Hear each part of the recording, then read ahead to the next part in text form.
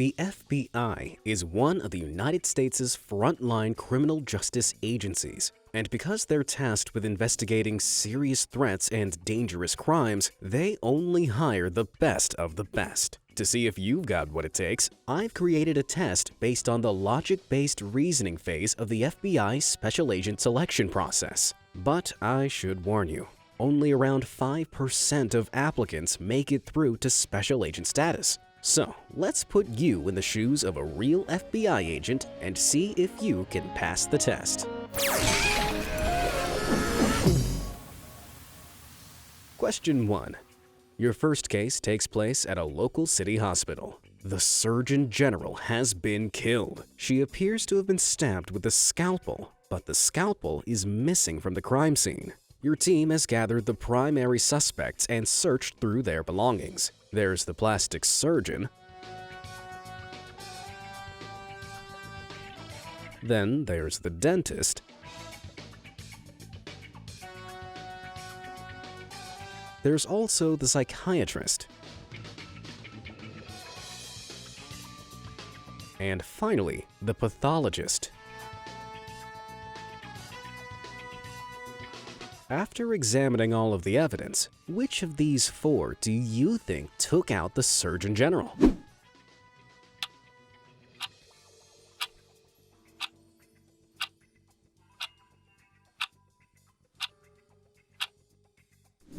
Did you get it? So the key here is what the Surgeon General was assassinated with: a scalpel. The plastic surgeon had 2 scalpels, but both of them are used in his line of work, so that's not suspicious. The dentist needs her scalpel for routine surgeries, and the pathologist uses theirs to dissect cadavers. That just leaves the psychiatrist. Psychiatry relies on non-invasive treatments, so why does he have a scalpel in his belongings? Busted! Sorry, Doc, but you might call this a Freudian slip-up. Question 2. Next, you're called to examine the scene of a storefront robbery. When you arrive, the store's janitor explains that he saw thieves smash the window and break in, so he went to call for help. When he got back, they'd taken everything and busted the door open to get away. The janitor tried to clean up the mess, cutting himself in the process. After looking over the crime scene, you just know that the janitor is lying. But what is it that gives him away? Is it A, the door, B, the window glass, or C, the janitor's cuts?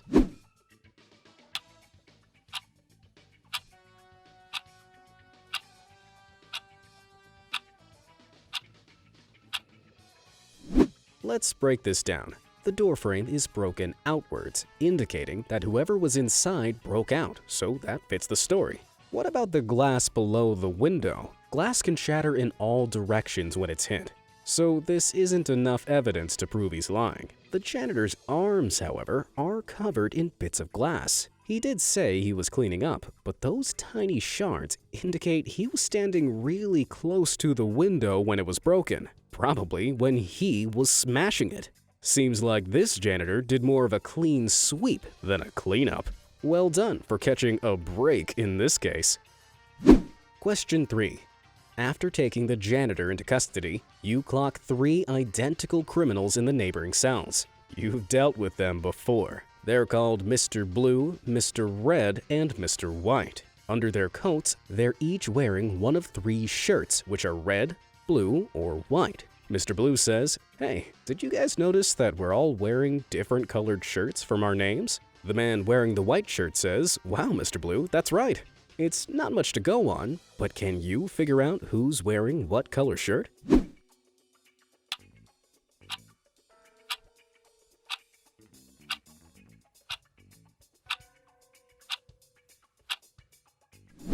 Did you get it? Well, Mr. Blue could only be wearing white or red, but you know that there is already someone else wearing the white shirt. That means Mr. Blue could only be wearing the red shirt. Mr. White could only be wearing a blue or a red shirt, and red is already taken. So Mr. White is wearing a blue shirt. That means Mr. Red must be wearing a white shirt. Fortunately, it's no big deal, because soon they'll all be wearing orange jumpsuits. Question 4. You head over to your desk and look through some crime scene photos. When you ask your boss, which one of these buildings is the new crime scene in? She says, the closest one. Now, look carefully. Which of these buildings is closer? Is it A, the left, or B, the right?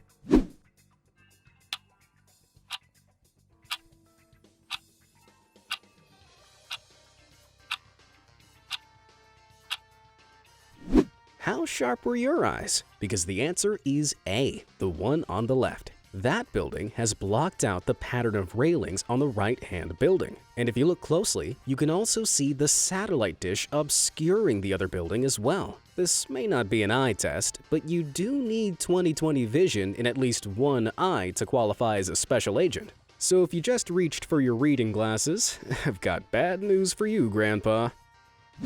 Question 5.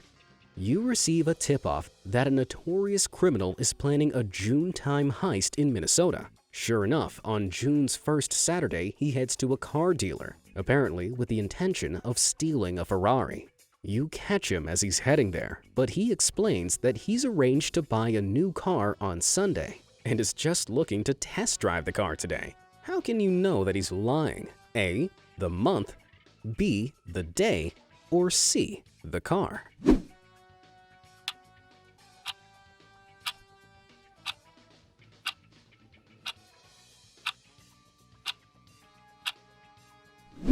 Well, there's nothing incredibly special about the car itself, aside from being very expensive. And the month doesn't really tell you anything, except that it's lovely weather for a test drive. It all comes down to the day. Why? Because Minnesota law prohibits the sale of items such as vehicles on a Sunday, thanks to the state's century-old blue law. So how had the criminal arranged to buy a new car on a Sunday in Minnesota? Well done for pumping the brakes on this liar. Question 6. Back in the office, you're asked to join an undercover investigation involving 2 women that have been kidnapped and held hostage for over 6 months. As the law closes in on the place they're being held, a covert photo taken inside reveals 3 women tied up and, suspiciously, no guard in sight.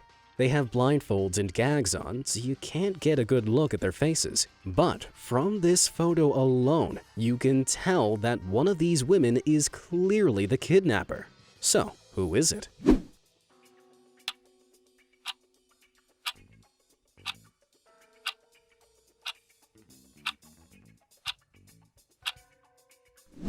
The only way to solve this question is to get to the root of the problem. Literally, the lady in the middle has long blonde hair with brown roots, showing that she hasn't been to the hair salon in quite some time. The lady on the left has brown hair, which has probably been growing out the same way. But blue hair just isn't natural, unless you're a member of The Simpsons. With her well-topped-up roots, it would seem this lady has tried and failed to blend in with her captives to avoid arrest. At least now, she'll have a reason to look blue. Question 7. You receive a report that the body of a woman dressed deceptively in men's clothes has been found next to a dumpster. As you make your way to the crime scene, you notice a small crowd has gathered around it. They include garbage men who want to collect the dumpster, a reporter for the local paper, and a bicycle courier out on delivery. Fortunately, the scene was secured in time, so no one saw the victim. The next day, an article in the local paper described exactly where the young woman was found. While it wasn't anything new to you, it just helped you identify the prime suspect. Who do you think it was? A, a garbage man, B, the courier, or C, the journalist?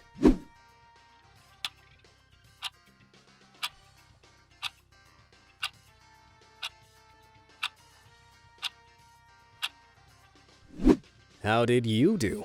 The key detail here came from the papers. Anyone at the crime scene could have told you where the body was found. But how would the journalist who wrote the article have known it was a young woman? Even if they caught a glimpse of the body, she was dressed like a man. So the journalist was doing a lot more than just taking a few pictures. Seems like this reporter would do anything to get a big story. Question 8. Your next case seems like a real crime of passion. A serial killer suspect known as the Black Widow has been killing all of the men that she dates by poisoning them in plain sight. She takes them to dinner and splits a slice of pie with them for dessert. Using her knife, she cuts the pie in half. They romantically feed each other the first forkful, and then eat the rest with their own forks. He opens a bottle of champagne, and they both drink a glass to wash it down. But suddenly, he drops dead. He's been poisoned. Without being able to connect the poison directly to the Black Widow, she keeps walking free. It's been under the agency's skin for months. But looking at the crime scene, how do you think the Black Widow is poisoning her dates? Is it on A, the fork, B, the pie, C, the knife, or D, the champagne?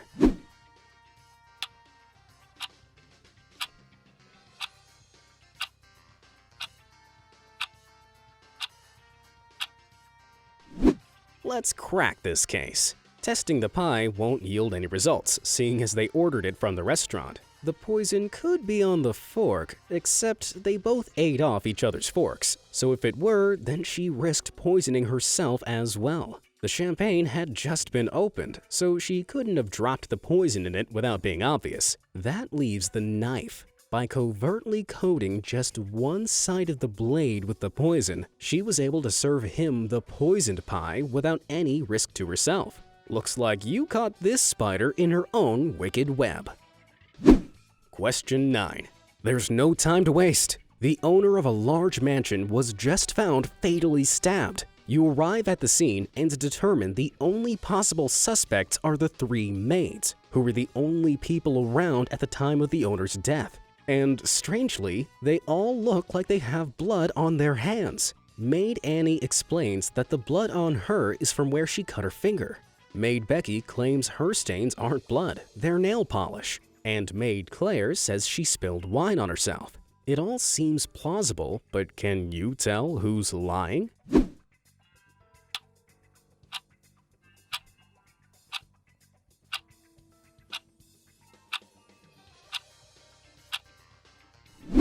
Ready for the answer? You can see that Maid Annie has managed to cut herself, so the blood on her apron is most likely hers. Maid Becky has painted red nails, so her explanation checks out. And Maid Claire is holding a wine bottle, but as you can see from the label, it's a white wine bottle. As you can tell by the name, that sort of liquid wouldn't leave a red stain. Looks like that's the end of Claire's clean record. Question 10. Your next assignment is a real cold case. A man has been murdered in a field of snow. Suspiciously, there's only one set of footprints which match the victim's shoes and 2 parallel lines leading toward the body, but nothing else. Close by, 3 suspects have been arrested in connection with his murder. A man with some luggage, a man in a wheelchair, and a woman with a bicycle. There's not much to go on except the rapidly disappearing tracks in the snow. But that's enough for any eagle-eyed agent. So, who killed him?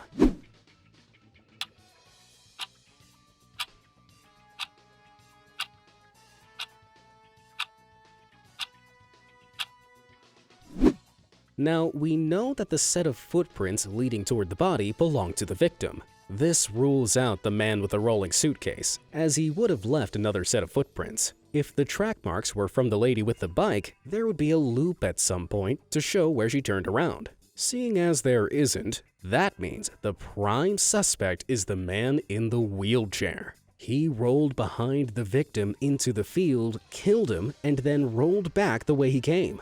I suppose that'll teach people not to push this guy around. Question 11. Your final case is the toughest of them all. A woman has been found shot in her car. After examining the scene, you can see that there are no powder marks on her clothes, meaning the gunman wasn't in the car and she didn't do it to herself.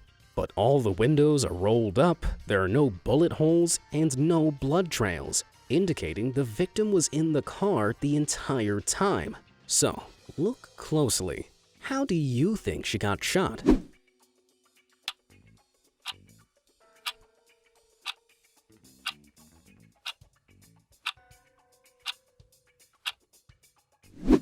Did this one stump you? Well, if you look towards the rear of the vehicle, you might notice that canvas topping. That's right, the car is a convertible. It seems that whoever took out the victim got her just as she hit the button to close her roof. Wow, you really blew the roof off this case. Well, rookie, how did you do? Do you have what it takes to join the agency, or do you need to go back to training school? Let me know in the comments below, and thanks for watching.